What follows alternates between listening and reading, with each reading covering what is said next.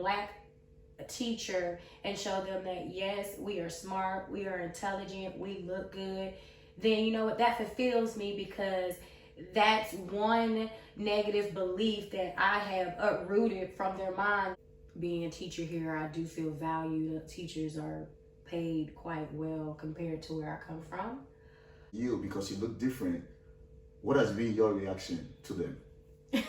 Well, to be honest with you, it really depends on my mood. My first landlord didn't want to rent to me because I was Black. This was the landlord's first time ever dealing with a Black tenant. So he had his own fears that he had to overcome.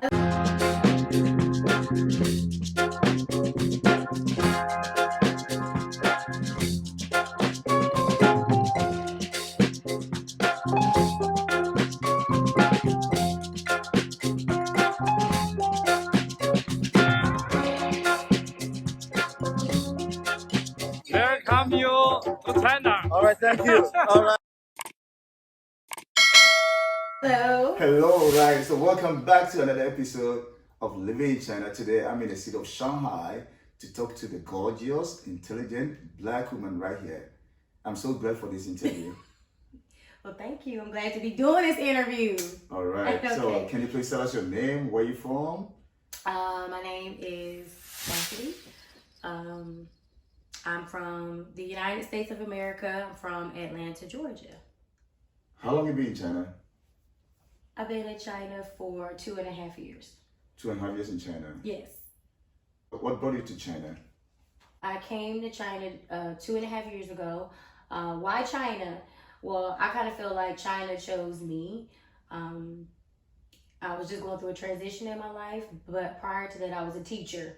And I was thinking about going to Thailand because I felt like Shanghai and just China was just too big for me. So I ended up finding a company that could probably just help me to get situated, that had the best like relocation package. And I decided to go with a company called English First, and it's a training center. And so I did the interview, and then they hired me. And then when they gave me the offer letter, I just said, let me just try it out and just see what happens. And I'm here now. So you were a professional teacher in the U.S. before coming to China? Yes, I was teaching preschool, and I was a professional teacher in the United States, and I wanted something a little bit different. And there was a teacher that I knew in the U.S., and they asked me, have I ever thought about teaching abroad, which it never crossed my mind. And then once someone posed the opportunity to me, I just did some research, and then I interviewed with other places. Like I said, the first one was in Thailand, and then I interviewed with a company here in China, which is English First. And then they were offering the best relocation package. So I was just like, okay, well, sure, why not? How long did you teach in the U.S. before coming here? 4 years. 4 years. Mm-hmm. So as a teacher in the U.S. and now a teacher in Shanghai, which level do you teach in Shanghai? I teach first grade now. How is it different from the U.S. where you come from? Oh, well, one of the major differences is the age level that I'm teaching. Excuse me. When I was in America, I was teaching 2 and 3 year olds and 3 and 4 year olds. So I was pretty much focusing on the development part of children. But now first grade, I'm at a bilingual school. So I am teaching different subjects. Like I teach English, science, PE, art. So the curriculum is different. I hear it in China, a lot of the curriculums are on a British curriculum. And then in America, their curriculum is different because it's the Common Core. So that's another thing. That's a major big difference, is the curriculums. And then I'm teaching a language that's totally different. Like in America, of course, the mother tongue is English. Well, when you come here, their mother tongue is Mandarin. So it's different. So those are like the major 2 differences for me. Right. So how was the transition process from America to China? Oh, how did you do it? Oh, it was difficult. Like it took me a year just to get adjusted to the culture here. There was some many tears that I had, and see, I came right before COVID. So I came November 2019. I probably had like a good 2 months here, and then COVID hit, and then we had to go to online teaching. So a lot of my family was like, well, are you gonna come home? And I'm just like, no, I just left home. So the first year was, it takes you a year to get adjusted just to the culture and the customs and, you know, how people respond to you being a Black foreigner. So yeah, it was challenging. It was challenging. Being a Black foreigner in the city of Shanghai, do you have any sense of community? Do you have people that look like you in Shanghai? Yes. Now, I didn't find this community until like going into my second year. I'm affiliated with like a lot of WeChat groups because WeChat is like the big thing, the mass communication here in China. But they have a lot of different groups that you can just connect with. And so the second year for me, I'm now plugged in and I feel more like this is a home than I did the first year that I came. So you feel at home now in Shanghai? Yeah, I do, because I pretty much plugged in. I know where to go. I've traveled places on my own. I'm surviving. I could say I survived and thrived here in Shanghai. Living in China, Shanghai, as a Black woman, right? Yes. What has been the most difficult aspect of this journey for you? Wow, that's a really good question.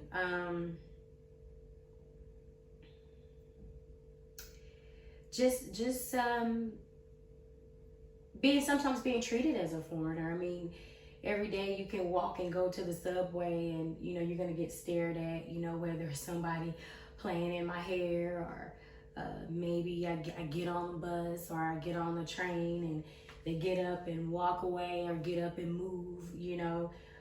That's emotional for me. I think a lot of the challenges for me have been emotional because sometimes they can make you feel like you are a foreigner, like you, and at that, a Black woman for me is just overcoming people wanting to play in my hair all the time and looking at me or making me feel like sometimes like I got a disease because of my skin color. And I think that has been one of the, it's difficult. It still bothers me because it happens. Now I've met some really good Chinese people that have been very lovely and very sweet and nice. And then on the other spectrum, I've met some that are just mean. Okay, so in situations whereby people react to you because you look different, what has been your reaction to them? Well, to be honest with you, it really depends on my mood. It depends on my mood. Like, if I'm in a good mood, I'm like, okay, you know, I embrace it because sometimes this is literally somebody's first person having an interaction with me. And then sometimes if I'm not in a mood or I'm emotional that day or I'm a little homesick, you know, I might look at them like why are you staring at me? So more than itself, I try to respond positive, but if I'm in an emotional mood or something's not right, they don't always get the best reaction back. Has working in China helped or improved your life? Oh, that's a really good question. Working in China has improved my life. First of all, financially, just because the cost of living is so cheap and it's affordable. Being a teacher here, I do feel valued. Teachers are paid quite well compared to where I come from. I've learned a lot about myself, just being persistent and learning how to persevere through challenges. I've become a lot more resourceful being here. I have to figure out things even if I don't know the language. I can't read the language, so it's taught me how to use other skills to be able to navigate such a big country. So it's helped me develop different skills of being resourceful to be able to thrive here. And it's taught me how to be resourceful. Like, there's so many different cultures here. And with that being said, it's made me become, it's awakened more of my entrepreneur spirit here when you see so many people here that have so many different hustles. You know, and some of those things, being from America, that you don't have those values. And just being here has taught me the importance of family and community and culture and why it's important. And you know, China's rich in culture, and it's taught me just a lot. So it's changed my life on so many different levels. I've grown mentally. I've expanded my mind. I'm meeting people from different places that their views are different from mine. It's taking me outside of my comfort zone. I have to think different. I can't think in just one way, because I'm interacting with people who have a different set of beliefs. So it's definitely, I'm outside of my comfort zone. You're outside of your comfort zone? Yes. Right. From what you just said, right? Like living here has improved your life in different levels. Mm-hmm. What is your mind or perception about China before coming here? Well, due to the TV, a lot of the times people, it was just a lot of negative stuff. You know, you're gonna go over there, they eat nothing but cats and dogs. You know, that's the stuff that they would put on the news. Of course it's a communist country, but when people in America, when you think about a communist country, people always think about it being very strict and then being harsh. But I think coming here, living in it is totally different. You know, yeah, there's a lot of cameras here, but for me, it gives me a sense of security and safety. But when you're at home and people from the outside looking in, for them, it can feel like a personal invasion of their privacy. So I just think it's all about the perspective that you have. But I got a lot of that. Of course, you know, they have the firewall here, and we have limited access to certain things without a VPN. So those were some of the things that I heard about. And those things were kind of scary, like, oh, I can't get access to the internet. Oh, what am I gonna eat? You know, all these different things that come across your mind before you come, but those are just fears. So there was a lot of fears that I had to navigate in order to get here. But when you're actually living in it, you adjust. Okay, yeah, I might have to go through some things to get on the internet, but I can get on the internet. You know, here they do eat a variety of things that I don't eat, but it's okay. I can choose to say no. Yeah, it is a communist country, but you want to know what? A part of me feels a sense of safety and security. So I just take everything and just make it a positive. Right, you take everything and make it positive. In your previous answer to your question, you said living in Shanghai, the cost of living here is lower than where you come from. Yes. Really? Because I think Shanghai is expensive. Yeah, it's I think so. Okay. Well, from America, from if you're comparing it to the States, it's quite different because, of course, we're on a different currency. You know, we're right. American, the U.S. dollar, and then the yuan. So, you know, for me, the lifestyle that I live here in Shanghai, I could do it based upon the salary that I have as a teacher. But back at home, if I was a teacher and the salary that I would be making, the type of place where I live, I could never afford it because they don't pay teachers enough. You know, to go back to one of the questions that you asked about the difference between teaching, when you go teach abroad, and especially in China, like depending on the school that you're at, the different packages and benefits. You have some schools that will give you a stipend. You have some schools that will pay for your rent.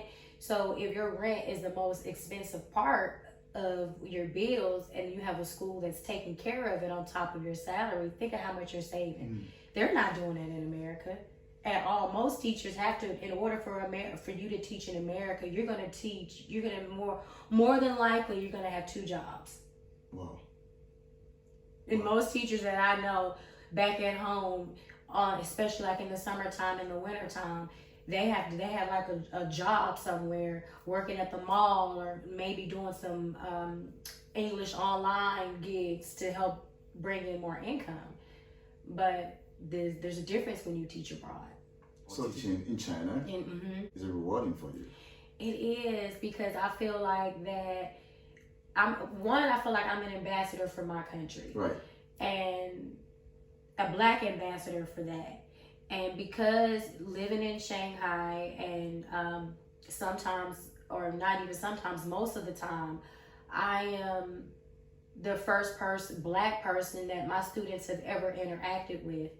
And so I make it my duty when I go to work that I look nice and that I show them another way, because we're being portrayed as something different on TV, being black, you know. Some people may have their ideas that we steal, or you know, whatever they're putting on TV as black people is they're portraying us as not being good. Right. And so if I can come in there as a black teacher and show them that yes, we are smart, we are intelligent, we look good, then you know what, that fulfills me, because that's one negative belief that I have uprooted from their mind that maybe someone has put in their mind, maybe at home or through TV. So yeah, I feel like I am in my purpose as a teacher. I love to teach, and teaching a different culture, something different from them. Every time that they see me, they get a lesson about my culture, right, in the way that I walk, in the way that I talk, in the way that I express myself. It's different. And it fulfills me to know that later on when they grow up and they go do their thing and they go out in the world and get a job, that they'll be able to interact better with a black person because they had a black first grade teacher Chastity, that, you know, that instill good values in them. And I want to be a teacher that my students remember. Right. I know that healthcare is very important for expats in China, and I want to know whether you have an insurance package to take care of you in situations whereby you need to go to the hospital for healthcare or something. Yes, a part of the package that I have with the school, they take care of the insurance is 100% covered. So that's the benefit again of teaching abroad. If you get with a good school, the best schools are bilingual and international schools, because most of them are paying your housing and they're giving you the top tier insurance where you can go to the foreign hospitals that are bilingual. All right, so as a woman, as a black woman right here in China, what has been your shocking moment ever? Right, love me? Well, this is the most shocking for me. Okay, so, but it wasn't good though. It wasn't good? Tell us about it. We want to know. Okay, so this is right before COVID. So during this time, everything was just in total chaos. And it was kind of during the time where everybody was going back and forth blaming whose fault it was. But in the midst of that, it brought a lot of emotions on, not for just foreigners, but it brought on a lot of emotions for people, the nationals here. So one day I was on the train and I was just minding my own business, and I look up and I'm getting off the train, but I look back and I got this person, this Chinese guy, he just shot a bird at me. He was just in there and he was just like, and for me that was shocking. It was shocking because, one, I didn't expect it, but two, it really, really hit me. Like, I'm living in a different world where people have a different perception and perspective, that certain people feel some type of way. Like, people have emotions, and when that happened, it made me want to go home. It made me want to go home because it made me feel like I'm not wanted here. And that was one of the major hurdles that I had to get through being here. Am I going to be able to do this? So I think being in China for 2.5 years, it taught me how to have thick skin. You cannot have weak skin here. You will not survive as a black man, woman, if you don't have thick skin. In your experience living in China for 2 years, Mm-hmm. right? Obviously, like, the two of us, we look different. Mm-hmm. Have you faced, like, right in your face, form of racism before? Yes. How was it? We want to know. Tell us about it. Well, when I first moved here, we had 2 weeks. The company, they paid for our hotel, but then in those 2 weeks, you had to go out and find your own place. Well, when I was renting, when I was trying to find a place, my first landlord didn't want to rent to me because I was black. And he wouldn't even come in the room. Like I ended up hiring an agent, and it literally took us 2 hours to come to an agreement to negotiate a leasing contract, because this was the landlord's first time ever dealing with a black tenant. So he had his own fears that he had to overcome. And the only reason why I got the apartment was that I had to then call my manager at that time at EF to confirm and to vouch that I was an employee there. And they talked with each other, and then he finally agreed to rent to me. But it's still like I had to go through all of that just to rent. And it shouldn't have been that, for me, I felt like it shouldn't have been that complicated. He didn't even want to come in the room with me. He was like, no. But to turn it into a positive at the end of such a negative experience is after we started interacting with each other and he overcame his fear of dealing with a black tenant. He would send me flowers. He would send me pictures of flowers. And he seen that I wasn't as bad. I wasn't as bad as he thought that I was gonna. That whatever perception that he had of me, I didn't live up to that, and it was different. And so in the end, I can say he was probably one of the best landlords that I had after we overcame that hurdle. But it's definitely real. Right. What is your general observation of China after living here for 2 years?